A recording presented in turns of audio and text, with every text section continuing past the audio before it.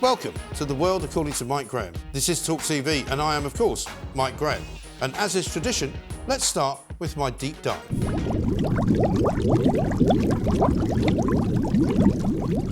Labour leader Sir Keir Starmer knows many things, but has always struggled with the big questions. Do aliens exist? What's the meaning of life? And what is a woman? A woman can have a penis. Nick, I'm not. I don't think we can conduct this debate with, Sorry, have I offended you in some way? No, it's just... After pondering the big question for many months, Sir Keir had an epiphany one morning when he woke up and decided to tell Nikki Campbell what a woman actually is. No. You all struggle with it, the penis question, don't you?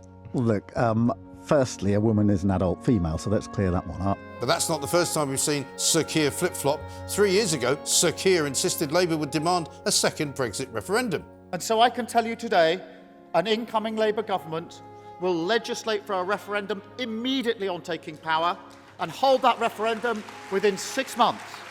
But that didn't last long. Turns out Sir Keir changed his mind again. Don't see that, and there isn't a case for rejoining the EU, and that's why I've been clear that because we've had a referendum, we've made a decision. If we've learned one thing, it's that the uncertainty of a referendum and everything that then follows is very, very bad. Luckily, Sir Keir's fans love him, no matter what. He's the kind of guy you want to share a beer with. That is, until he's kicked out of the pub. That man is not allowed in my pub. Get out of my pub. Go on. Get out of my pub. That was Rod Humphreys, the landlord of the Raven pub in Bath. But it gets worse.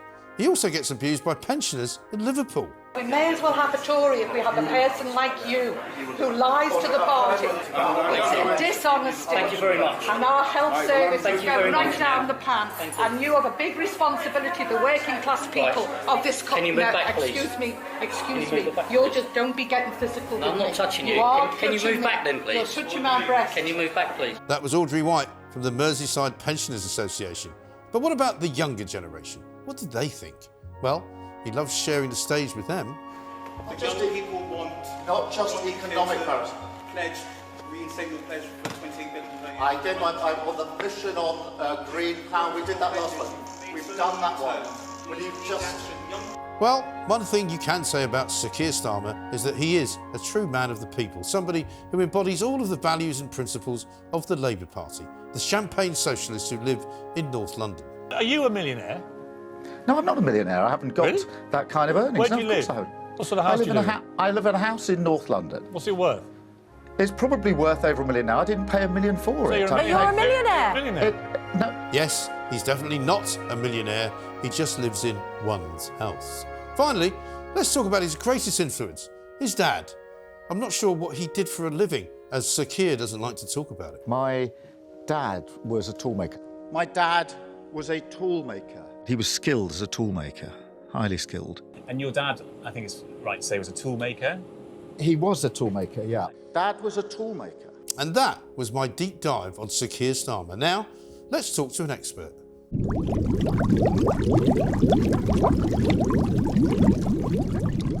So we said we'd find you an expert, and we looked far and wide. And there aren't that many experts around that know enough about Sir Keir Starmer, but we have found the man.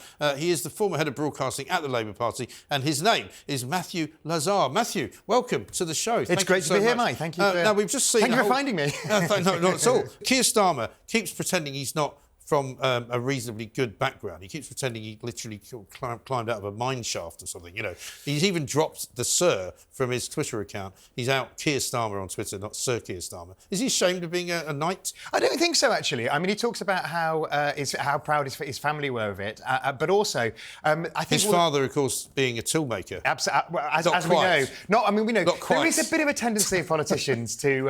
how many... there were the Mayor of London and former Tory Cabinet Minister, we won't name them, who constantly talk about their bus driver fathers. Yes. So there is a bit of, prolier than that you can get in the Labour Party. People try and say, oh, my dad were a miner, etc., for selection conference in particular. I think on the Sir, apparently all the focus groups say the public love it because it gives them respectability. So I don't think it's particularly designed. And yeah, of course there's spin in politics, but I don't think in this case getting rid of the Sir is part of that. But the father thing is a bit of a spin, isn't it? Because he talks about his family being an NHS family and his mother, and we know that, they did struggle, that she wasn't very well, and that's all, understandable and everything else. else. But his father wasn't just a toolmaker. He was in management. He was, in some cases, in charge of a factory, right? I think he rose through the ranks. So they think that. But he wasn't a shop clear. steward, was he? No, he wasn't a shop steward. But I don't think he's. To be fair to Keir, I don't think he's ever claimed that. And they did name his son Keir, which is a sign that he wasn't a Tory, at the very least, because not many Tories call their sons after our founding leader, Keir Hardie. But I mean, I think what's interesting, Mike, is, and I was a bit shocked by this, is in the local elections in May,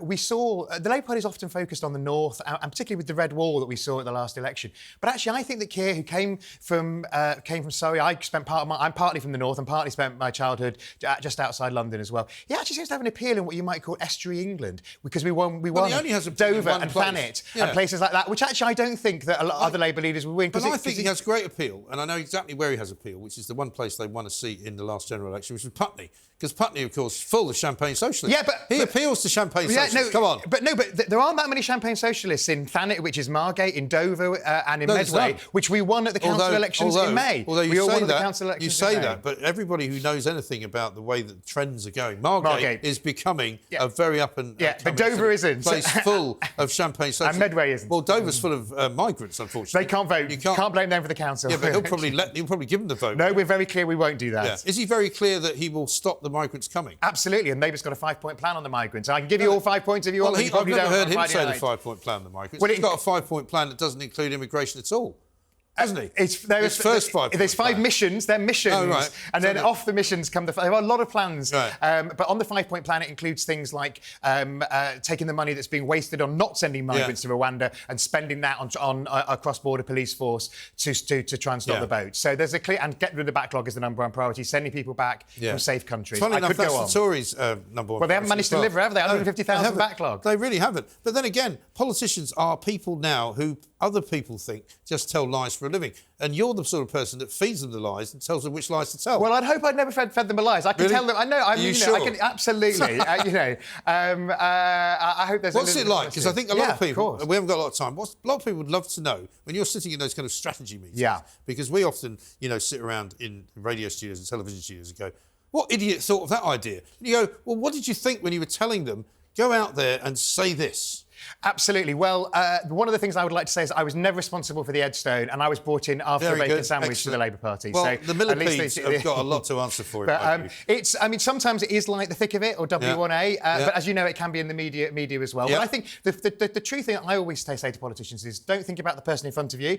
With all due respect, Mike, think about the people at home. Think about communicating your message directly to the people at home and what we want to get across. And that's the key thing. Do you think Keir Starmer goes to bed at night thinking, I'm going to be Prime Minister one day, and thinks about what it would look like when he walks out of the number 10 Downing Street? Well, he's got advisors to make sure the shots look good. That's he should be hiring me again. And how much has Tony Blair influenced him? Because he now has gone away from the Corbynistas. I mean, don't forget, Corbyn was his best friend. Corbyn was a great guy. He wanted Corbyn to be Prime Minister. Now he wants him out of the party.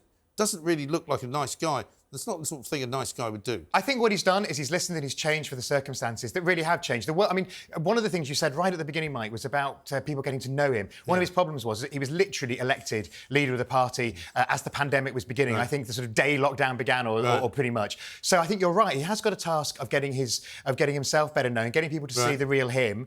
But I think that Blair, he should listen to Blair. Blair's the most successful leader in Labour's history. Yeah, absolutely. But he should be his own man. Look, I was around in '97. I could show you the picture of me waving a red rose behind Blair. The People's Palace. I had hair. No, it was even before. It was '94 when he was elected leader of the party. I had hair and hope. I've still just about got hope. I haven't got any hair. No. Times have changed, is what I'm saying. Well, we've got no hope. We've got no hope. We've hardly got any time. The other thing is when he does become Prime Minister, will he ditch Angela Rayner? Angela Rayner! No, I think she'll be a great Deputy Prime Minister. Angela is true to herself. You say you want politicians to be real, Angela's real, whatever you think about her. Yeah. Oh, well, she'll be on a rave somewhere in Mallorca. Anyway, thank you very much indeed. Great pleasure, Mike. Matthew is a man who we will be talking to an awful lot more as the weeks get closer and closer to the election. That was, of course, my deep dive into Sir Keir Starmer.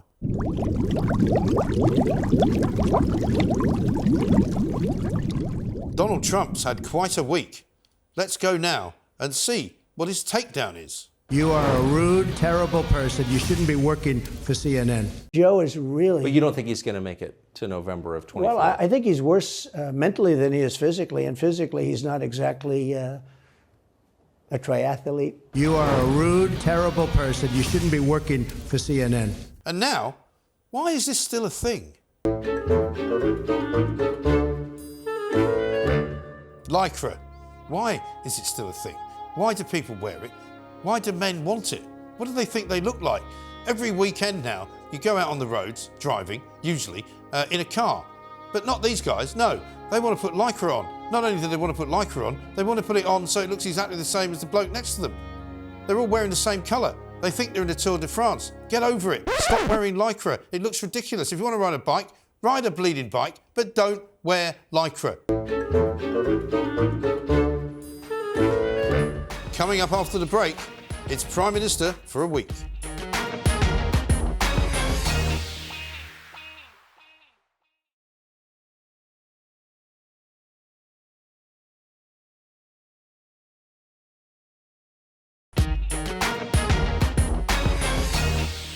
Welcome back to The World According to Mike Graham on TalkTV. Now, let's have Prime Minister for a week.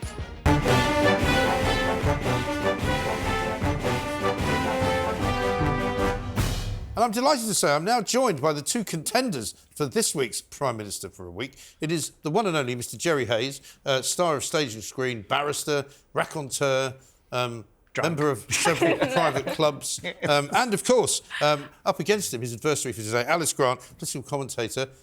Thank you very much for joining us, both of you. It's a bit of Beauty and the Beast here, but, you know, what can I say? I feel as though, Alice, you should be able to go first. We've basically got 4 ideas from each of you. Tell us what you would do first if you were Prime Minister. So my first idea is compensation for lockdown penalties and stop supranational organisations like the WTO, like the WEF, from having any kind of involvement in our domestic affairs and our UK politics. We could just ignore them. In Absolutely. fact. What a good idea. And definitely also, stop funding them. You know what's really surprising is that so many people who have been fined for various COVID infractions over time have never been given the money back. Because surely they should be, shouldn't they? Absolutely. You're a man of the law, Jerry. I mean, why couldn't and therapy for the trauma. Yeah.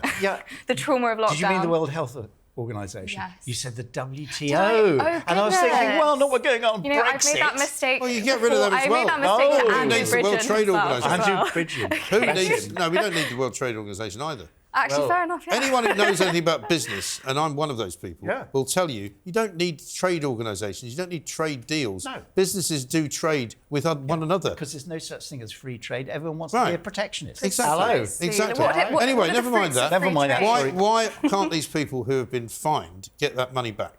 Because it will be too lengthy, it will be too bureaucratic, it will cost a lot of money. Why? Of course. The government always says this, don't they? They always say, it's going to cost Do you want Boris £billions. Johnson to get his money back? Or you want Rishi Sunak to get his 10 quid back or whatever it was? No, I'm fighting for the average Joe we want the who was ordinary stopped by the people, police for Jerry, taking a walk people in that the you park. very rarely see. We want ordinary people to actually be able to get unfined for things that they did that everybody else did. Think about how many people were fined just for having a walk in the park by the police exactly. or by exercising, or how ridiculous these rules were. Exactly. I think they deserve Jerry, compensation. what's your first suggestion My if you were Prime Minister? first suggestion would be something the taxman does, the Chancellor of Exchequer. He looks at the low-hanging fruit, and the low-hanging fruit is pension funds. So every year, people like me, I'm a pensioner. Are you? Yeah, I am. Shocking. I'm over 70. You're still working, Of course I'm working, because I enjoy doing it. Well, can't you make room for somebody younger? Certainly not. You shouldn't be blocking. That's like bed blocking. You're blocking the law. No, I'm not Yes, at you are. all. So we must stop them doing it, because it's stopping people, decent people who want to have a good standard of life. Yeah. Why should they have it? They've saved all their lives. They've put money into a They've already been pension fund. taxed on it once. They've been taxed already. Right. Yeah, so no low-hanging fruit from pension funds. OK. I mean, you probably haven't even got a pension, have you? You're too young. But you will have to think about it at some point or other. What's your second suggestion? My second suggestion is going to be to nationalise the railways Yeah. and rebuild and refund a lot of the British rails. See, this is a great idea. I'm all in favour. You will be surprised to hear this, to renationalise the railways, but do it right this time. Absolutely. You know, let's not have the rail unions involved. Yeah. Let's disband the rail unions altogether. Yeah. You know, Mick Lynch and old Mick Whelan. They're all called Mick for some reason, these train leaders. Get rid of them. We don't need them. Just get rid of their input. So what would you do? How would you improve the railways? Well, basically, it's just been years at this point of very poor service, very high fares. Yeah. I think how much longer are we going to deal with a service which is clearly broken?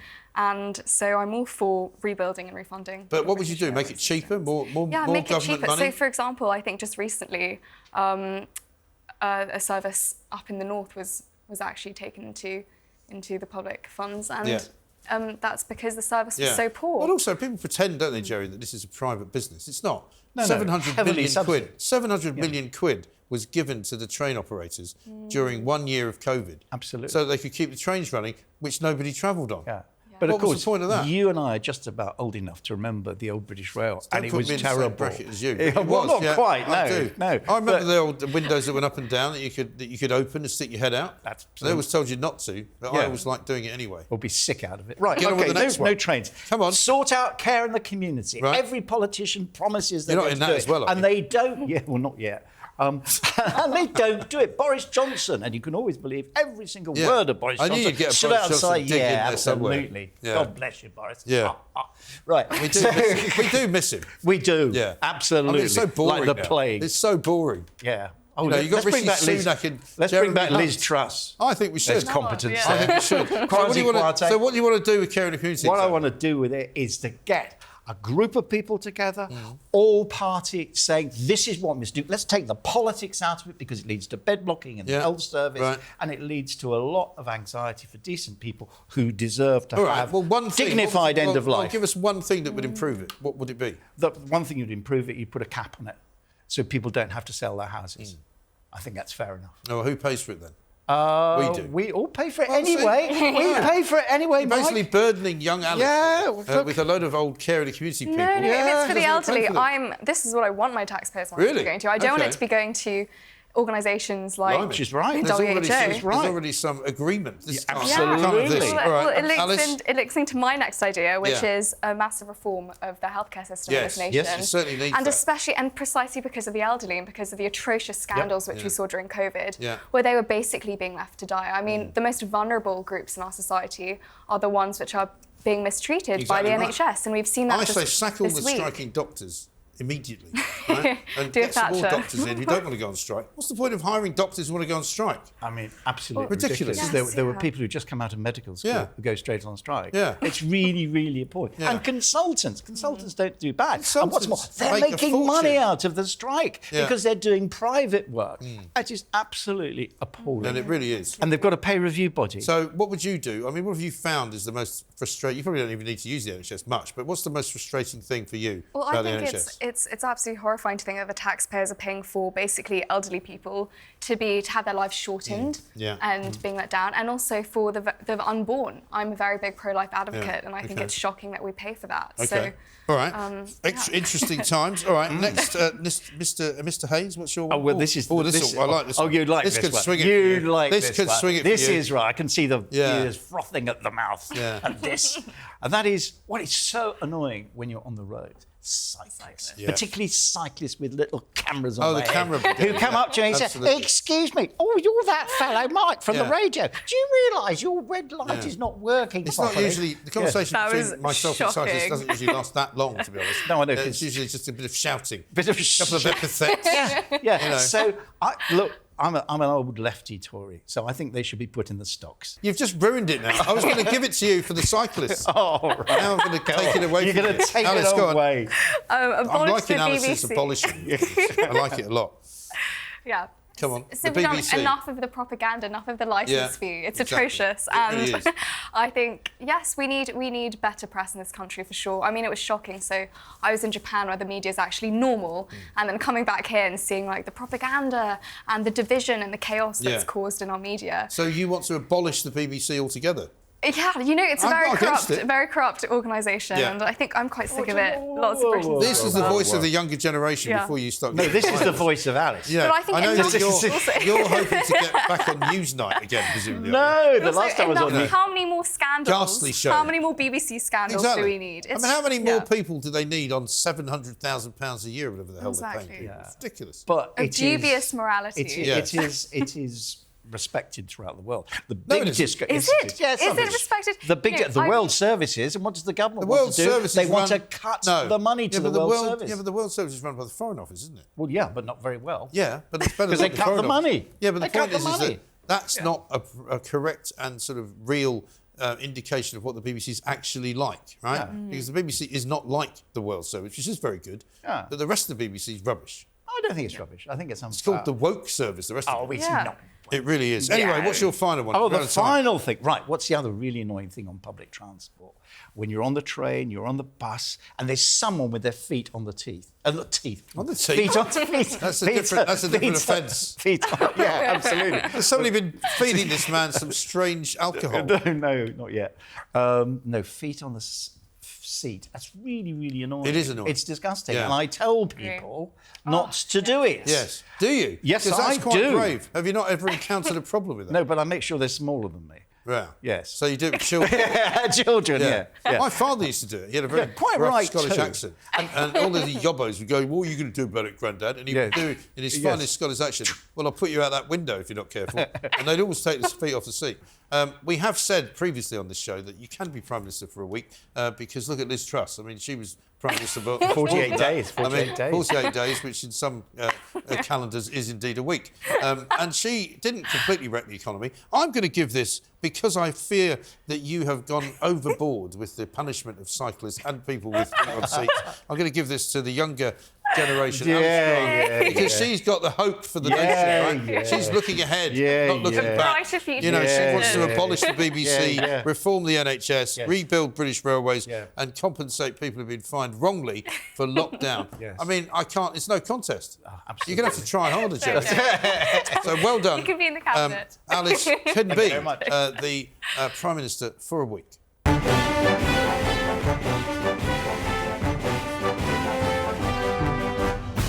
Get ready for Biden's balls up.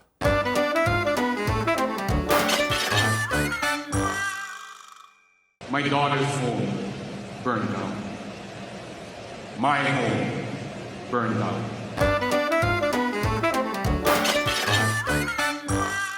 Now it's time for my apology of the week.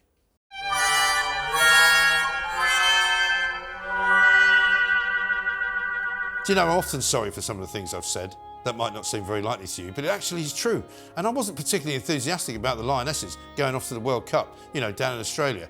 But I got, you know, reasonably supportive when they decided that actually they were going to play seriously and they got themselves into the final. And I thought, you know what, maybe I've been wrong about them all this time. And maybe I should say sorry to the Lionesses because, you know, they were a great inspiration. They did do great things for sport in this country. And they made an awful lot of people feel very warm and fuzzy about Britain again, even England. But then they came back and all these people were waiting to see them and the Lionesses got off the plane and didn't even say hello. They got into a waiting bus and disappeared. All these children weeping, wailing, for heaven's sake. So I'm not sorry at all. I'm not sorry.